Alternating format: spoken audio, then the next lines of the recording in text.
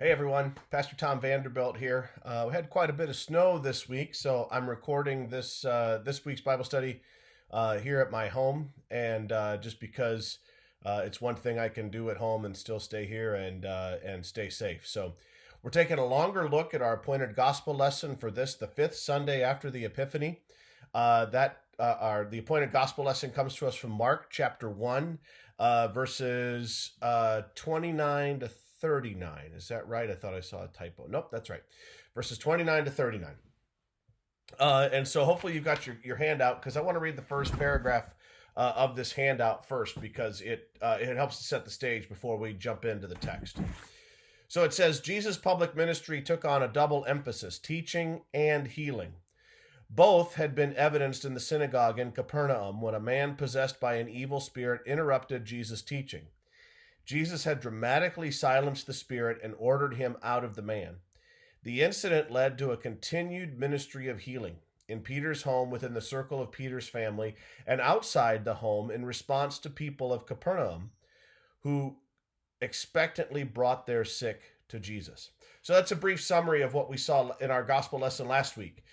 In that lesson in Mark 1, I forget the exact reference, but it's just a reminder that this is a continuous story, and that we always want to know what happened before as well as what happened after. So with that in mind, let's go ahead and jump into the text and hear about this next episode. So I'll read the text. I'm reading from the English Standard Version, which is the same version we read in worship every Sunday at Mount Calvary. If you're reading a different translation, it's okay. Some of the exact words may be different, but I'm pretty sure that the general gist of what's happening will be the same. Here's our text. And immediately he, that is Jesus, left the synagogue and entered the house of Simon and Andrew with James and John. Now Simon's mother-in-law lay ill with a fever, and immediately they told him about her, him being Jesus. And Jesus came and took her by the hand and lifted her up, and the fever left her, and she began to serve them. That evening at sundown, they brought to him all who were sick or oppressed by demons, and the whole city was gathered together at the door. And he healed many who were sick with various diseases and cast out many demons. And he would not permit the demons to speak because they knew him. And rising very early in the morning, while it was still dark, he departed and went out to a desolate place, and there he prayed. And Simon and those who were with him searched for him. And they found him and said to him, "Everyone's looking for you." And he said to them, "Let us go on to the next towns, that I may preach there also, for that is why I came out." And he went throughout all Galilee, preaching in their synagogues and casting out demons. Thus far, the text. So let's take a look at the next paragraph on our handout, shall we? After the synagogue service, at Peter's invitation, Jesus went to Peter's home for the evening meal. In Jewish custom, this was a joyous gathering of the family as at the conclusion of their Sabbath worship. Peter's brother Andrew and the sons of Zebedee, James and John, were probably also present, possibly also Philip and Nathanael. The author of the Bible study throws that in reference to what we read in a gospel earlier from John about how Philip and Nathanael were also approached by Jesus while they were down studying with John the Baptist down in Bethany. So it's very possible that they were also there too. Jesus could have already called to himself six of his 12 disciples. Carrying on. There had been a close relationship among these fishermen even before their call to follow Jesus. Zebedee, the father of James and John, operated a fishing business of some proportion. Peter and Andrew and Philip from nearby Bethsaida, and possibly also Nathanael, all may have worked alongside James and John in their family business. And now they had added reason to be together, now that Jesus had become the center of their lives. So it's time for us to take up question number 209. So go ahead and pause the video for as long as you need and discuss that question. And then when you're done, I'll come back and just restart the video, and I'll come back and share some of my thoughts.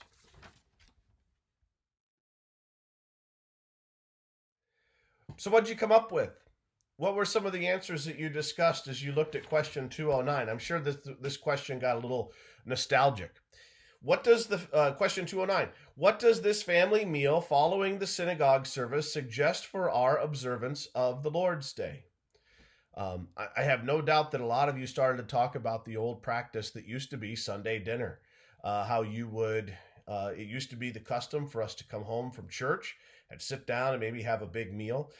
There's a television program called Blue Bloods with Tom Selleck and it's not Mark Wahlberg. It's is it Donnie Wahlberg? Yeah. Anyway, it's been on CBS for a number of years, but it's about a police family. But one of the key things in that drama is that they all come over for Sunday dinner. It's just done. It's just expected that the children and the grandchildren will be brought over, and great grandchildren, because even Tom Selleck's father is still with them too. They're all expected to come over for Sunday dinner. And sometimes that goes well as they sit around and they talk about the events of life and things like that. And it's a television show, so every once in a while they might talk about what the priest had to say at Mass, because they're all a good Irish Catholic family. But nevertheless, there was still this expectation that there will be, that they will all gather for Sunday dinner. You don't miss Sunday dinner. There was another show a few years ago, Gilmore Girls, and there was always the expectation to be at Friday night dinner for the girls to go and visit their grandparents, and if they didn't make it, it was a big disappointment. And so this is kind of the tradition that we see here in the scriptures too, is that there was all on the Sabbath day, which of course was Saturday, after the gathering in the synagogue early in the morning, there would be a gathering that they would all come, and they would have a large meal together with all of the family coming together. So what does that suggest for our observance of the Lord's Day? That we should be doing the same kinds of things. Sundays, if they truly are family days, it'd be a great thing for us to do, to gather the family around the table and to discuss the things that hopefully we heard in worship. Rather than calling them family days while we chase children around as they play various sports or other things, we should really get back to what's important for our families, the discussion of God's word. And if that makes you feel uncomfortable, are you uncomfortable because you don't know enough, or you don't feel like you know enough about God's word? Well, how do we fix that? Well, I think Jesus has something to say about that a little bit later on. We'll get to that in our Bible study a little bit later on too, as to how we can become more familiar with God and his word and what he's trying to do. But this would be a great tradition for us to resurrect. It'd be a great tradition for us to bring back. I'm reminded of a mission trip we took to Mexico. I took a youth group from one of my churches, and we went to Matamoros, Mexico for a week, and we started on a Sunday. And on that Sunday evening, we attended an evening worship service. And as we were driving back from that evening worship service at about 8:30, 9 o'clock on a Sunday night in August, all the parks were filled. As we draw, I remember just thinking about that to myself. All the parks were filled. They had soccer fields that were filled with games. They had baseball diamonds that were filled with kids playing, not organized baseball, just pickup games of baseball. Basketball courts that were filled with kids. But even more so, park benches were filled with, with elderly people, and younger parent age people were gathered around, and you could tell that not just one family, but a lot of families had come together to the park to do things together. And the kids went and did what kids are going to do. They found a soccer ball, they found a basketball, somebody had a bat and a baseball, and they figured it out. Nobody had to organize anything for them. They just figured it out. But the thing that really struck me about that is that you had parents and grandparents standing around and talking and spending that time together. And I remember pointedly thinking to myself, I wonder what's going on, back in the United States on this Sunday night. And I thought, well, we're probably all gathered around the television. And then I got to thinking, this was 2001. This was 20 years ago. I got to thinking, most of our kids have a TV or a computer or a video game system in their rooms. so that I doubted that we even had families that were gathered around to watch the Magical World of Disney, or whatever that Disney program was that was on Sunday evenings. Um, it takes a lot of work to bring families together, but this practice that we read about here in Mark's gospel tells us that it's something that we really should look at. Now, this is not a commandment, but it's just a good suggestion. If we really want to be like Jesus, like those little WWJD uh, bracelets that we used to wear back 20 years ago, if we really want to ask ourselves what would Jesus do, well, Jesus went to Peter's house for dinner after synagogue. Jesus got together with family and friends for meals after worship. So that means Jesus would go to worship, which we saw last week, we see continuing on this week. And then following that, he would gather with people and spend time with them. Maybe it's something for us to consider and look at ourselves. All right. The Bible study continues on here. At the house, they found Peter's mother-in-law sick in bed with a high fever, as Dr. Luke reported it in his gospel. The healer reached out his compassionate hand, and the woman was immediately healed. Now, I don't think we talk about this in the question, but we're going to talk about this in the question. So never mind. Go ahead, pause the video, take a look at question 210, 211, and 212. And once you've had your discussion, come back and I'll share some of my thoughts. And I think one of the things we have to do is clear up a misnomer in this too. So go ahead and have your discussion, and we'll come back and talk about it soon. All right, welcome back. Let's take a look at question 210. What does the quote, "immediately they told Jesus about her," suggest to us? So that implies that as soon as Jesus walks in the door for Sunday dinner, or for Saturday dinner, for after Sabbath dinner, as soon as he walks in the door, they begin to tell her about how Peter's mother-in-law is sick with a fever. So what can we infer from that? How do we apply that to our own lives? Well, it encourages us to make sure that part of our prayers each and every Sunday is to lift up those who are sick, and lift them up to the Lord. Sometimes it's really easy for us to get caught up in the idea that something is routine. A number of years ago, I tore my meniscus, and I was going in for an arthroscopic knee surgery. I've had 7 arthroscopic knee surgeries. I had a lot of problems with my knees when I was growing up as a kid. So I had 3 of them in 1 year when I was a senior in high school, and then I've had 4 more since then. And so anyway, I was going in for my 5th knee surgery, and I was going in my 5th time for a knee surgery.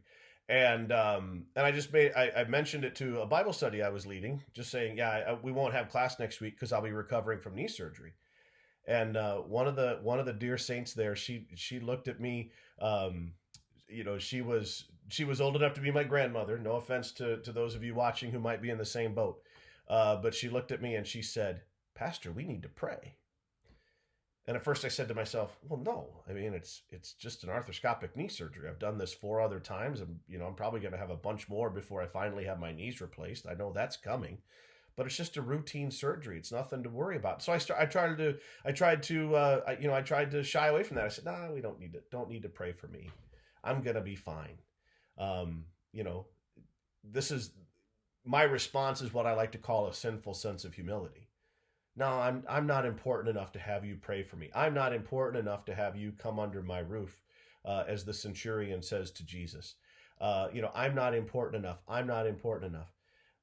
We have to be very careful of having that sinful sense of humility when other people ask to pray for us. We should always be coveting the prayers of other people. But likewise, we should also be bringing all of our concerns to the Lord in prayer. Maybe not publicly in prayer, but we shouldn't be afraid to pray when we have a cold. We should this is something that I made a mistake on early on in this COVID situation, is thinking it would just figure this out.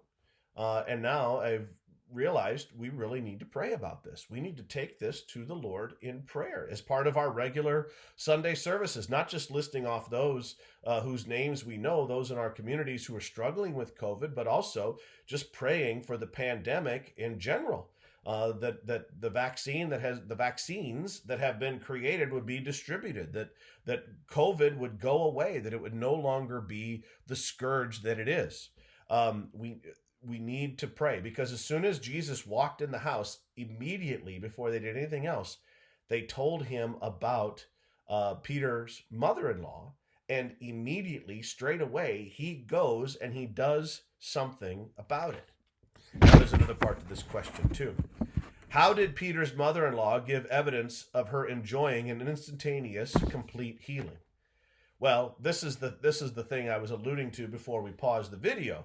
I can't tell you how many, mostly women, how many women I've had come to me and say, I just don't believe this. How unthinking, how uncaring, how just completely chauvinistic that Jesus would heal this woman who was lying in bed with a fever, and now she's expected to get up and serve him? I mean, that's terrible. That's so sexist. It's so... Calm down, okay? If you had that discussion while the video was paused, just calm down. It tells us two things, and these two things are important. Number one is that it was instantaneous, that even though not only did Jesus heal the fever, but he restored any of the energy that she lost from that fever. We know what it's like when we're sick, that sometimes, you're sick for a week and it runs its course for a week, but it still takes 2, 3, 4 days for us to get our energy back going because our body's been so busy fighting the fever. Jesus' healing is so complete that not only is her fever taken away, but then her energy, it comes back. And then she's able to get up and do what she enjoys doing. She's able to get up and be in the kitchen with her daughter, laughing, having fun, putting the meal together, being part of the conversation, hearing what Jesus has to say. She's able to take part in the community that's going on. So don't put too much of your 21st century thinking into what's going on in the text. What else is Peter's mother-in-law going to do? The healing has been total and complete. She's got all of her energy back. Jesus didn't expect her to serve, but she served out of the joy, maybe even out of a little bit of a sense of gratitude, to know that when Jesus had arrived, she had been laying flat on her back, not able to do anything, not able to help. And then with the mere touching of his hand, she's able to get up and do that thing that she loves for these people that she loves so dearly, who have come to her house once again for Sabbath dinner. So again, I get this all the time, that people will, I hear most, the people will read this and they'll say, how cruel can you be to expect her to get up and do this? It wasn't the expectation. She enjoyed doing it. Believe it or not, there's people who enjoy cooking large meals for their families. It may seem weird to us in our 21st century lives, but it actually is true. Sarah's grandparents grew up on a farm outside of Minot, North Dakota, and you talk to the three girls and the one son who grew up on the farm, and they'll tell you some of their fondest memories are standing with their mother in the kitchen making dinner for the guys who were out working in the fields all day. Some people actually enjoy it. So just because that may not be you, don't impose that upon what somebody else might be. All right, let's go on to question 211. When the Sabbath ended, the people were free to carry out the joyous work of bringing their sick to Jesus. That's a wonderful point. So as you were reading through the text, you might have thought, well, why did they wait until the sun went down? Why did they wait so long? I mean, if it was Sunday and we knew that there was this miraculous healer, we'd come right away. That's because there was that religious expectation that you do no work on the Sabbath. And so the Pharisees and their teaching about doing work was very, very explicit. There were certain things you couldn't do because those things could be categorized as work, and carrying people to go and see the healer Jesus, well, that was one of them.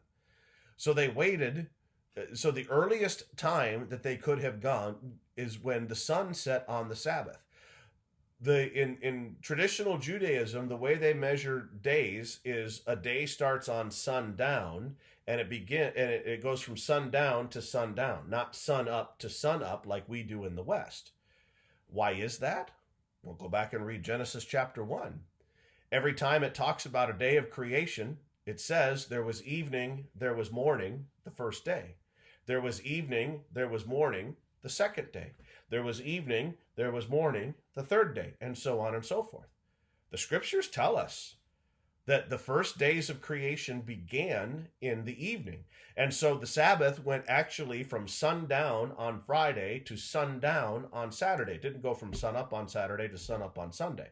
It went from sundown on Friday to sundown on Saturday. So at sundown on that Saturday, as soon as the sun was below the horizon and you had that nautical twilight where there was still some light in the sky even though you couldn't see the sun anymore, that's when people gathered up their sick and the people who needed healing, and they did the work of bringing them to see Jesus. So the question that's the statement. Here's the question. What was Mark saying with the whole city was gathered together at the door? Well, this points out something. This points out that the gospel writers will use that literary device that is called hyperbole. Hyperbole is where you drastically overstate something. I'm so hungry I could eat a horse. Could you really? I mean, could you really? If I were to find a horse that we could butcher and cook and prepare, you could eat that whole thing all by yourself? Could you really? I must have seen this movie 1,000,000 times. Really? I mean, if we were to go back and count all the times you have seen, some classic movie that might be your favorite, The Sound of Music, or It's a Wonderful Life, or for me, that would be Star Wars. Have I really seen Star Wars 1,000,000 times? No. But we say that, don't we?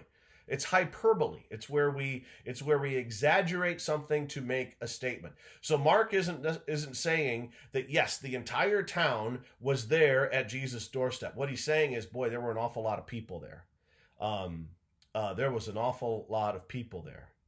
And he uses this as a way to prove the point that he made back in verse 28, which we read last week. At the end of verse 28 of Mark chapter 1, Mark writes, and at once his fame spread everywhere throughout the surrounding region of Galilee. And so how does he prove the point? Because on Sunday of the Sabbath, just after he had healed that demon-possessed man, he healed that demon-possessed man probably that morning, that Saturday morning at synagogue. And now here we are that evening, and people are coming from the whole region to bring their sick to Jesus so that he can heal them. Word is spreading. How does word spread that fast? Because you have people who have gathered for dinner for Sabbath dinner. And that's all I'll say about that. Because they took the time to talk about what happened at the synagogue. Did you see what happened at the synagogue? And if somebody wasn't at the synagogue, if somebody hadn't been there for some reason, well, maybe they were sitting there at Sunday dinner and they found out about it too. People were having conversations about Jesus at their dinner table, and that's how the word spread. That's my theory anyway. That's how I interpret this. I might be taking some liberties, and if I am, forgive me, but that's why this is so important. Looking at the next page at question 212. What does it say to us that Mark and also Dr. Luke wrote of all those who were sick and those who were oppressed by demons? This is a great point, and this is a great question, and I hope you picked up on this, that Mark and Luke both say this. They both say that people were bringing to Jesus those who were sick and those who were possessed by demons. What they're saying is that these are two different groups. There have been a lot of biblical detractors and biblical critics who have said that that there is no such thing as the demonic, and Jesus didn't cast out demons. That really what he was doing is he was dealing with mental illness, but because people didn't understand the psyche of the human being well enough, because they didn't understand insanity, they just thought that it was they interpreted it as demon possession. But yet here in Mark's gospel and also in Luke's gospel, both of them make a differentiation between people who are sick and people who are demon possessed.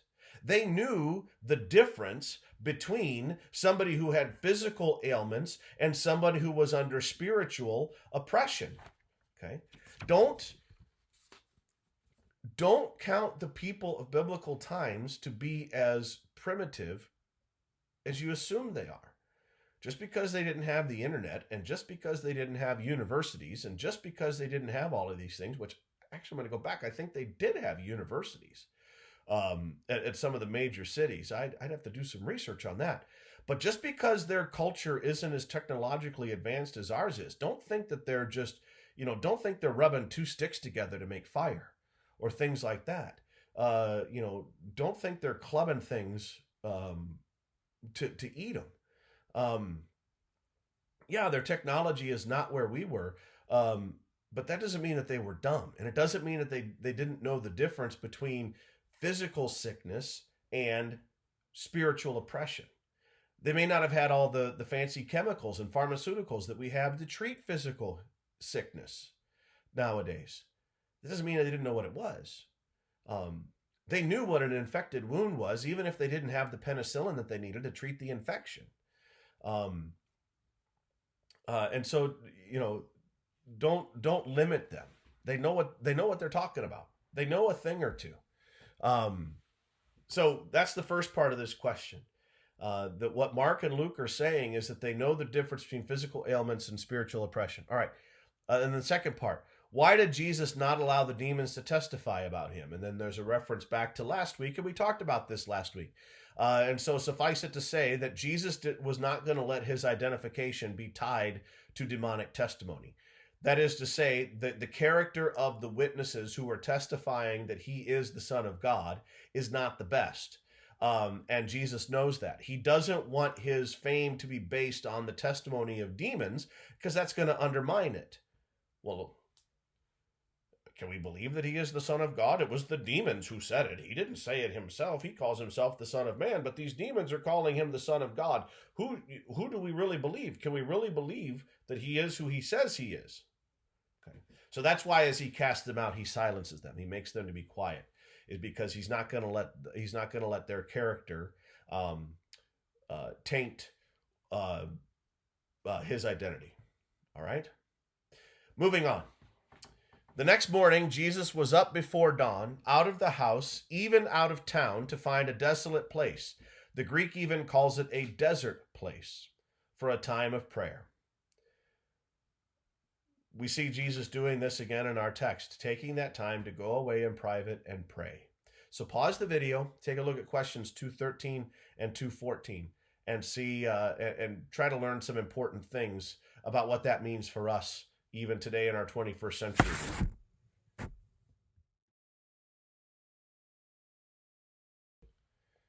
All right, welcome back. Let's take a look at question 213. Why did Jesus, the Son of God, feel the need to pray to his Father in heaven? This always points to the mystery that is the Trinity. Three distinct persons of God, Father, Son, and Holy Spirit, combined in one divine Godhead. So if Jesus is truly God, just as the Father is truly God, and those statements are both true, then why does the Son need to talk to the Father? And the answer to that question is not found in the nature of the divinity, but it's found in the nature of the humanity. Jesus Christ is fully God, fully man, joined together. And that's about as far as I want to go with that. Otherwise, this will be a 2 hour long video, and I don't necessarily want to do that. But we must also remember that Jesus Christ is true man. And so as true man, Jesus needed prayer. As a perfect man, he relied on his Father. See, he wasn't able to do this perfection stuff on his own necessarily. He needed the help of his Father who was in heaven to help him to withstand the temptation that he felt, not just in 40 days, in the 40 days following his baptism, but the temptation that he felt each and every day, just as you and I feel temptation each and every day. The way that Jesus dealt with that temptation was to find time to be in prayer. The way that Jesus dealt with the stress and the strain and the demands upon him each and every day was to be with his Father in prayer. Okay. Then the second part of this question was, what do you think Jesus talked to his Father about this morning after he had such an impact on the people of Capernaum? This is a theoretical question. We don't have any way of knowing. This is just a way for us to kind of think about and discuss what we think the heart of Jesus is. I can't tell you definitively what Jesus prayed about with his Father. My thought, my theory, my hypothesis, my guess on this is that he probably talked about the needs of the people.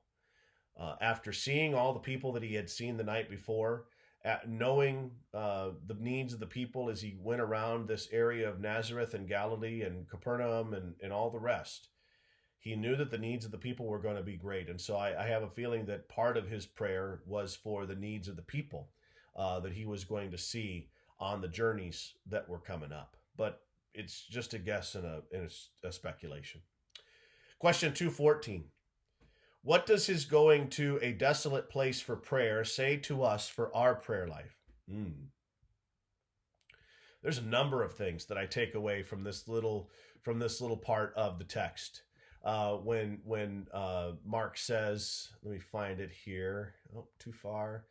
And rising early in the morning, while it was still dark, he departed and went out to a desolate place, and there he prayed. One little sentence, Mark chapter 1, verse 35, and yet there's so much here that would tell us what we need to do. And rising very early in the morning while it was still dark. Nobody likes to get up before it's dark, or nobody before the sun comes up. No one likes to get up early in the morning. No one likes when their alarm goes off at 4:30 or 5 o'clock. But you can get to like it. That's one of the things that I've been challenging myself to do now for a few years is my alarm goes off at 5 a.m. every morning. And there's always that temptation to turn it off and to snooze and to stay in bed. But I do my best to impose my will upon myself and say, you need to get up and do things. I don't get up and do the prayer that Jesus did. I get up and head to the Y or go down to the basement and get on my bicycle trainer and get some exercise in. I find that my day goes better when I take that time to be active and start my day with a little PT, little physical training, as we called it in the Army. It's just one of those. This is one of the ways that my body works. Is that there was a time when I was getting up early that I would come into this very room. We call this room our library here in our house. And I would come into this very room, and you see a chair over my back corner, and I would sit in that chair and I would read my scripture and I would journal. And I found that to be very helpful too. And so, but you have to do it early in the morning. I can hear the question that you're asking right now. Well, why early in the morning, Pastor? Why is that important? Because that's the only time of day that I can control, especially as a pastor. They're always, Pastor, can we meet after work and talk about this? Pastor, do you have time, to talk about that? Whenever somebody asks me for an appointment and I say, oh, sure, yeah, I get up at 5 o'clock. So how about I meet you at 5:30 at the Y and we'll lift weights and we'll talk about this. Nobody ever takes me up on that. No one is willing to have nobody is willing to have a 6:30 a.m. breakfast meeting. It's just, people are thinking to themselves, well, I'm not even getting out of bed yet. I'm barely in the shower. And so because of that can become my time. And that can become the time when I do things that are important to me. That's the time when I can get a little bit selfish. from 8 until 8. My other people can make demands on my time, asking me to come to meetings, asking me to sit for counseling, asking me to teach Bible studies, sending messages, phone calls, all that sort of stuff. Pretty generally from 8 a.m. to 8 p.m. Those people know that those are acceptable times to call. But very rarely is anybody going to pick up the phone and call me at 6:30 in the morning. And even if they did try to, they may not get me because that's because, again, to kind of be selfish, that's my time. That's my time because I know that if I take that time, I can be more productive in that 8 a.m. to 8 p.m. time. And so is it selfish? Sure. But it's selfish so that I can be better. It reminds me of that old saying that's attributed to Abraham Lincoln. And he said, if you gave me 6 hours to chop down a tree, I'd spend 4 hours sharpening the axe. And so by the same token, so that time that I take early in the morning, that's time for me to sharpen my axe, to be better and more efficient at what I'm going to do throughout the day. But that's enough about me. Where's your time? When do you take the time to sharpen your axe? When are you getting up early in the morning while it is still dark? Are you turning off the television after the evening news at, say, 5:30, 6 o'clock, 7 o'clock, and using that time to improve yourself? When are you and more importantly than just general improvements through exercise or through maybe taking night classes or something like that, more directly, more importantly, when's the time when you go to a desolate place, you find a quiet place, a place of solitude, and pray? It's something that has to be done by each of us each and every day. When do we go off by ourselves and do this? And that's the question. What does his going to a desolate place for prayer say to us for our prayer life? We need to find time as regularly as we can to find a quiet, desolate, a place of solitude and spend that time in prayer. And let me do some quick math here. Can't do my math in my head now. For the 35 years that I've been a Christian, I've been looking for the hack. Ever since I've been confirmed, I've been, okay, well, how do I make that easier? How do I make that, how do I make it easy? What's the easy way to do this? And what I found in 35 years of looking for the hack is there is no hack. It takes discipline. You just have to decide in your mind that even though you don't want to do something, it's good for you. You have to decide in your mind that even though you don't want to brush your teeth every day, it's good for you. You have to decide in your mind that even though you don't want to eat your vegetables, it's good for you. You have to decide in your mind that even though there are things that make you feel uncomfortable, that don't always bring joy, that you just have to do them. And one of the easiest things that it's been for me is it's been really easy for me to turn off the television at night and come up here to my library and to sit and to read God's word and to journal. So it's not very early in the morning. It's usually a little later in the evening, right before I turn into bed. But it's that force of will of saying, I don't need to watch another rerun of The Big Bang Theory. I don't need to watch another hour-long news program that's just going to tell me what the previous 9 hours of news programs have told me.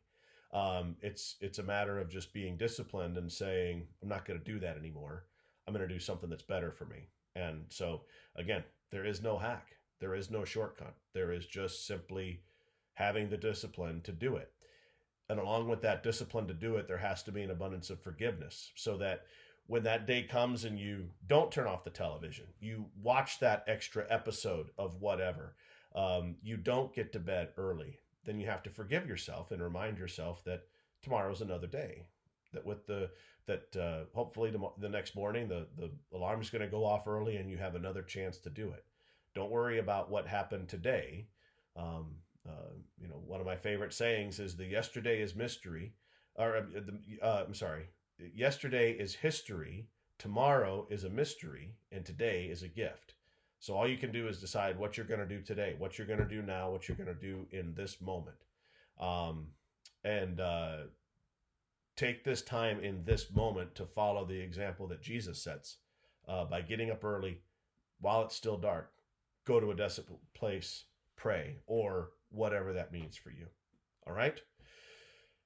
The Bible study continues. Peter and the others searched for Jesus until they found him. They reported that the crowd had assembled again, fully expecting Jesus to continue his ministry to them.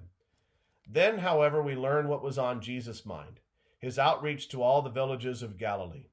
The Gospels may be seen as describing 3 separate tours carried out by Jesus among the Galileans during his year of popularity. So what the author is saying is that much like we look at Paul's missionary journeys, and you can kind of trace those through Acts, you could kind of do the same through the book of through the Gospels, and find that Jesus kind of made 3 laps around that Sea of Galilee,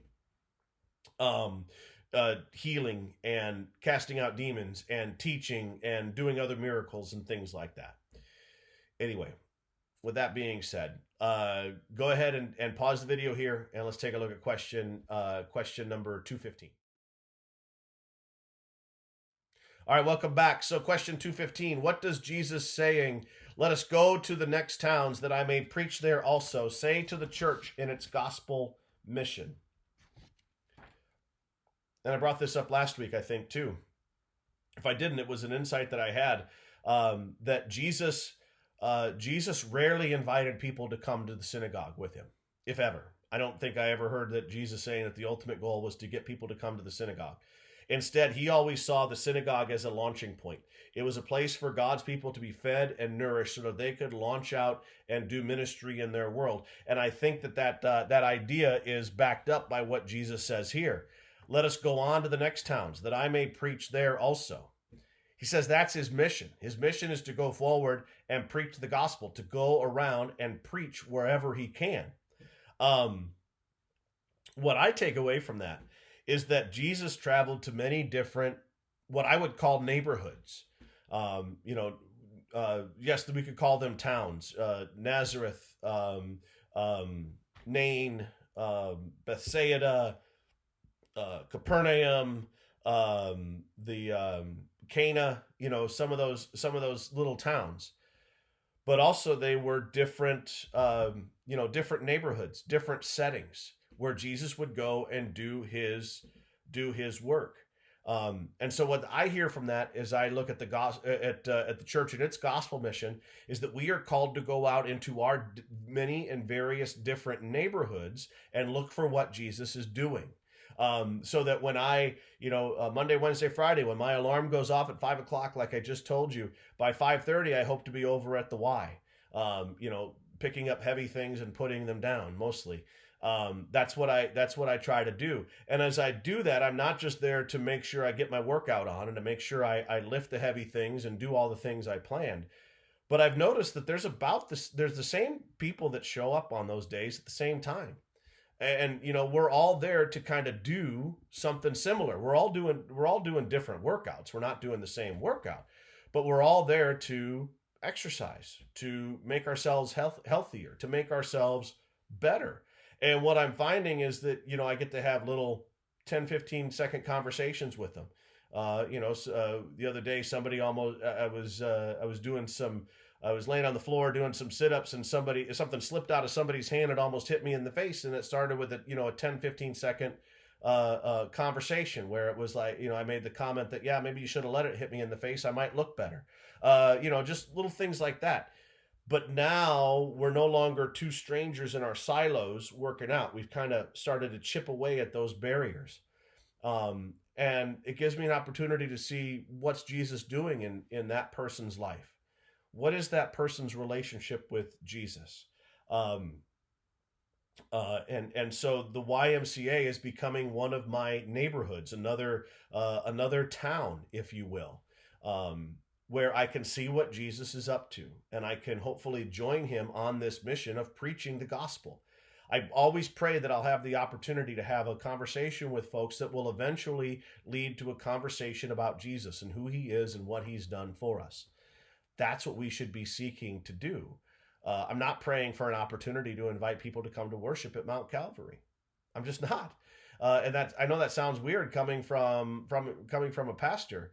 But what I'm saying is when I say that I'm not looking for that chance, I'm saying my win is much before that. My win would be to have a conversation about Jesus before those conversations about Jesus making me comfortable enough to invite someone to come to worship. Hopefully you understand that. We have to move our goal line a little closer. For a lot of years, we've had our goal as churches, and Mount Calvary is probably no different, of trying to get people to come to church. The problem with that is that we have 2 and 3 generations of people who don't even know what church is. There used to be a program that I get an advertisement, I get a postcard every summer in the mail from some publisher who will give us all these materials for what they call Come Back to Church Sunday. And we could put a banner out in front of our church, and we could do a postcard mailer to everybody's home in Indianola, and we could say, Come Back to Church. In some communities, a lot of churches have joined together to pool their resources and do that, saying, Come back to church. And I just have one problem with that campaign. A growing number of our people don't have a church to come back to. Let me say that again. A growing number of people do not have any connection with a church, so that they have no church to come back to. So we're asking them to, that's like asking, and forgive me if this joke is crude, but this is the one that I can think of. That's like asking me to come back to my OBGYN. I don't have one. I don't have one. Again, forgive me if that's but that's kind of the point. That's the way some people would look at this campaign and say, well, what church am I supposed to go back to? I don't have a church. That's why it's important for us to have this attitude of Jesus. Let us go into our communities. Let us go into the next towns. Let us go into our neighborhoods, into our settings, into our areas of concern. Let's go into our little places of life and share the gospel, and have it be a success where we get an opportunity to use the name of Jesus in a powerful way. Our goals should not be how many people are we getting to come to worship. I think a better goal would be something like, how many people are we praying with outside of worship? How many times do you have an opportunity to sit down with a coworker or a classmate or somebody who's a fellow parent at a sporting event and share life? There's this throwaway greeting in our society. You go, hey, how are things going? Oh, fine. Oh, good. Hey, how are you? I'm okay. I'm okay. What if we started asking that question and really expecting an answer? Hey, how are you? Is there anything I can do for you? Is there any way I can be praying for you? Not necessarily with a complete stranger, but with people we start to know. What if we had that as our goal? Lord, help me to pray with one person outside of church this week. Because that's what Jesus does. Jesus doesn't invite people to come back to synagogue. Maybe they're already going to synagogue. I don't know. But he goes out to be where they are, and he brings his presence and he brings his power with him. And that's what it means for us in our church and our gospel message, or our gospel mission. We have to take that good news that we've learned at church, and we've got to go and spread it with people. A great way to do that is to share it with the generations that are growing up by reinstating the idea of Sunday dinner, just like Jesus does in our text. Yes, Pastor, that horse is dead. Quit beating it. I know. But it's just, I want you to see how little things like this will start to make a huge difference in our community. It doesn't take much. It doesn't take a massive Pentecost style revival. It takes a few people taking an interest in the people who are in their neighborhoods, in their communities, in their workplaces, in their schools, in their health clubs, whatever, and trying to get to know them and trying to see how Jesus is working in their lives and where people need a little bit of mercy and hope and kindness, and doing that with a kind word, a hopeful word, a merciful word. All right. Probably enough sermonizing for today. Hey, thanks for your flexibility. Thanks for understanding that that I'm not coming to you from the office, that I'm doing a little bit of work from home. So it's been great to have you kind of here in my quiet, desolate place and to do this. And so let's wrap up our time. And as we do so, let's close with prayer. Dismiss us with thy blessing, Lord. Help us to feed upon thy word. All that has been amiss, forgive, and let thy truth within us live. Amen. All right, folks, have a good week. Peace be with you.